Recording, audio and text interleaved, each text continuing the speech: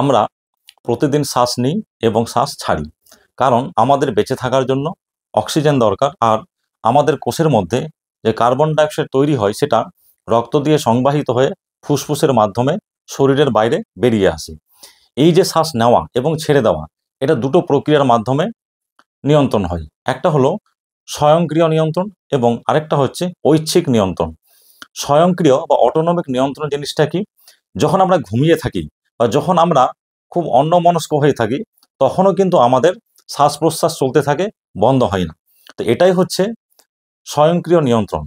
আর ঐচ্ছিক নিয়ন্ত্রণটা হচ্ছে যে, খেয়াল করে দেখবেন যে আমরা চাইলে শ্বাসটাকে ধরে রাখতে পারি, চাইলে জোরে নিতে পারি, জোরে ছাড়তে পারি বা ছেড়ে ধরে রাখতে পারি।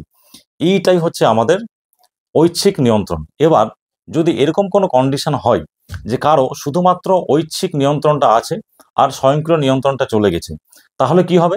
তাকে সবসময় ভাবনা চিন্তা করে শ্বাস নিতে হবে এবং সে কখনো ঘুমোতে পারবে না, কারণ ঘুমোতে গেলে তখন ভলান্টারি কন্ট্রোলটা থাকবে না এবং তার মৃত্যু হবে। এই বিষয়টাকেই বলা হয় অনডাইন স্কার্স, অর্থাৎ অনডাইনের অভিশাপ। বিষয়টা কি? এটা হচ্ছে একটা ইউরোপিয়ান পৌরাণিকের গল্প, যেখানে অনডাইন নামে এক জলপরী ছিলেন।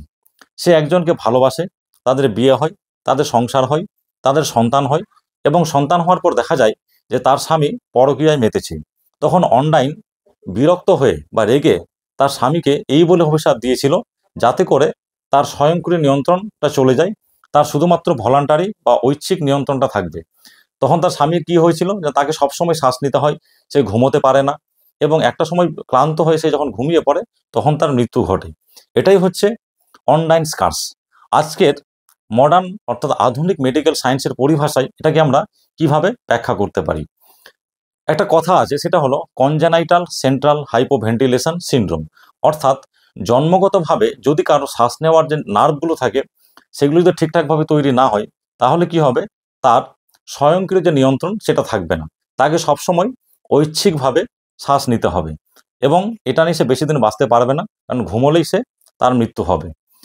তো এটাই হচ্ছে অনডাইন্সের কার্স। এবার আরেকটু যদি সহজ বাংলা করে বলি, যে যদি এমন কোনো অসুখ বা ডিজিজ হয় যেখানে জন্মগতভাবে কারো শ্বাস প্রশ্বাস নেওয়ার নার্ভগুলো তৈরি হয়নি, তাহলে কি হবে? তার অটোনমিক বা স্বয়ংক্রিয় নিয়ন্ত্রণটা থাকবে না, শুধুমাত্র ঐচ্ছিক নিয়ন্ত্রণটা থাকবে এবং তাকে সবসময় সজাগ হয়ে শ্বাস নিতে হবে, সে ঘুমোতে পারবে না, ঘুমোলেই তার মৃত্যু হবে। তো এই জিনিসটাকেই মেডিকেলের পরিভাষায় আমরা বলি কনজেনাইটাল সেন্ট্রাল হাইপোভেন্টিলেশন সিনড্রোম। এটাই হলো অনডাইন স্কার্স।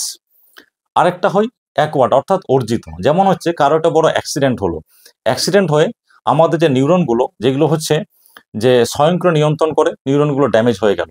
এরকম অনেক নিউরো ডিজেনারেটিভ ডিজিজ আছে, সেখানে ওই নার্ভগুলো ড্যামেজ হতে পারে, যেমন পার্কিনসন ডিজিজ বা হচ্ছে মাল্টিপল সিস্টেম অ্যাট্রফি। এই সমস্ত অসুখে কি হয়?